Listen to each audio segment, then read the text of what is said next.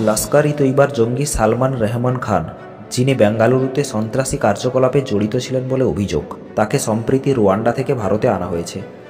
সালমান রেহমান খান Bengaluru prison terror ষড়যন্ত্র মামলার সাথে যুক্ত ছিলেন। বেশ কয়েক বছর ধরে তিনি আইনের চোখ এড়িয়ে রুয়ান্ডায় লুকিয়েছিলেন। 2024 সালের 9 সেপ্টেম্বর রুয়ান্ডার কিগালিতে সালমান খানকে গ্রেপ্তার করা হয়। ইন্টারপোলের রেড নোটিশের ভিত্তিতে ভারত সরকার তার প্রত্যার্পণের জন্য প্রস্তাব দেয়। যদিও ভারত ও রুয়ান্ডার মধ্যে আনুষ্ঠানিক প্রত্যার্পণ চুক্তি নেই, দুই দেশের পারস্পরিক সহযোগিতার মাধ্যমে এই জটিল প্রক্রিয়াটি সম্পন্ন হয়।